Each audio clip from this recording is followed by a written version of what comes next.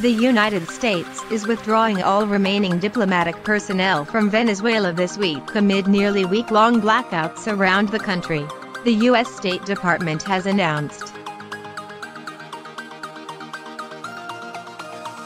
It follows a January decision to withdraw all dependents and reduce embassy staff to a minimum in the country.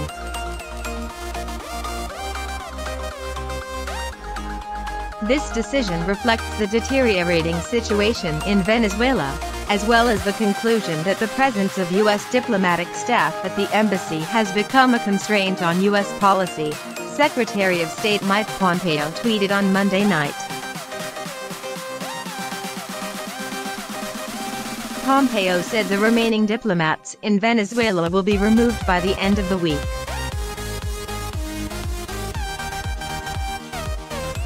Venezuela has struggled to restore electricity after the blackouts began on Thursday and began adding even more fuel to a deepening political crisis in the country.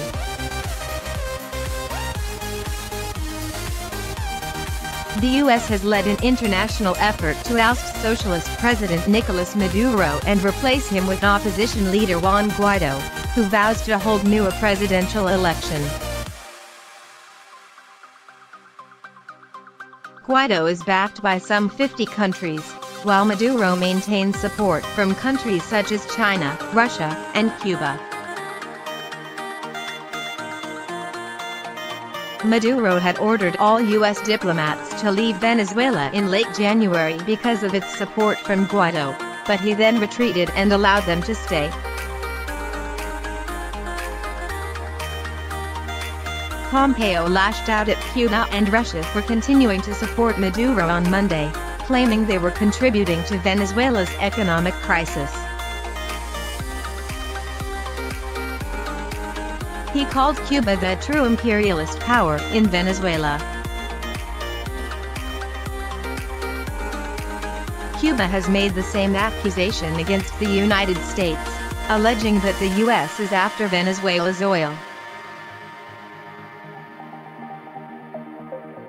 But Pompeo told reporters at the State Department that the U.S. is interested only in the welfare of the Venezuelan people. He also rejected allegations by Maduro that the U.S. is responsible for the crippling power outages.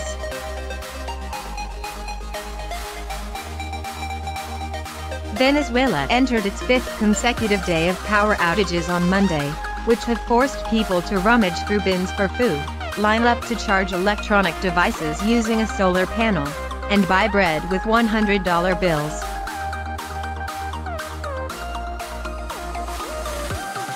Some Venezuelans have taken to looting supermarkets in Caracas, with photos revealing that markets in the city have been left ransacked by desperate residents struggling to find food.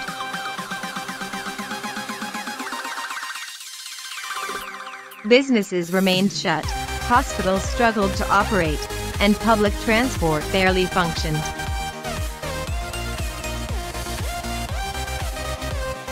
People converged on a polluted river to fill water bottles in Caracas, and scattered protests erupted in several cities.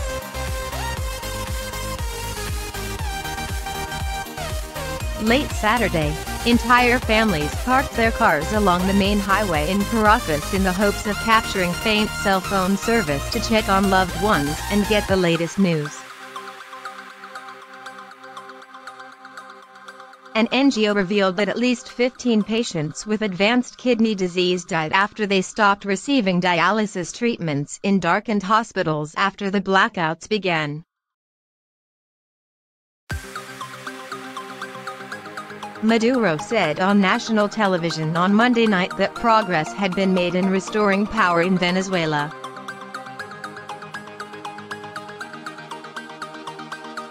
He said 2 people who were allegedly trying to sabotage power facilities were captured and were providing information to authorities, though he gave no details.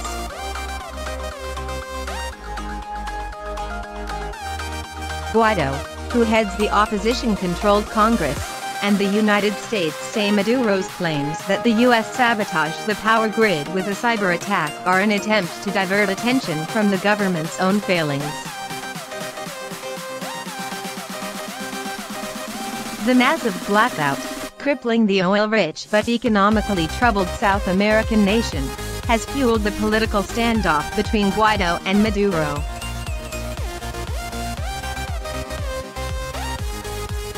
Guaido, 35, has called for a nationwide march on Caracas to crank up the pressure on Maduro. He earlier told thousands of supporters during a rally that he would soon embark on a nationwide listening tour before leading a march on the capital. The National Assembly leader said he will ask the Venezuelan legislature to declare a state of alarm in order to request international aid amid the massive power outage.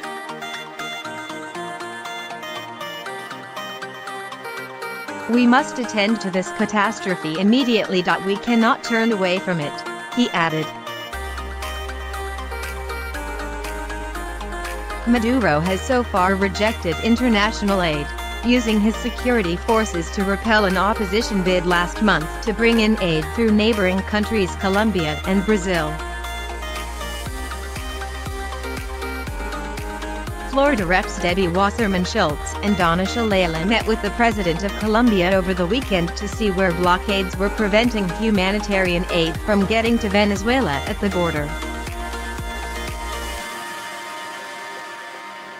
Wasserman Schultz said in a statement on Sunday that Maduro is starving his countrymen, adding that she wants the Venezuelan people to know U.S. lawmakers of both parties are standing behind Guaido.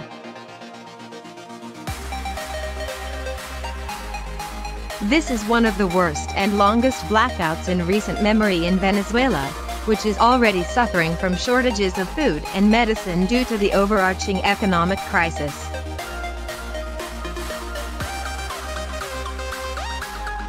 Problems have been exacerbated by hyperinflation that the International Monetary Fund says will reach 10 million% this year.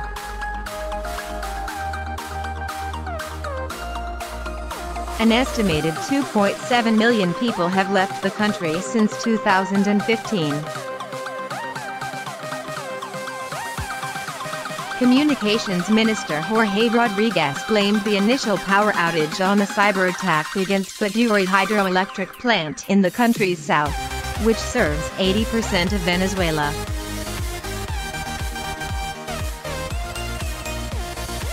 Critics have blamed the government for failing to invest in maintaining the power grid. U.S. President Donald Trump's national security advisor said Sunday that members of Venezuela's military have been in conversation with National Assembly members about how they might move to support the opposition. National Security Advisor John Bolton stopped short of predicting the ouster of President Nicolas Maduro but said momentum is on the side of Guaido.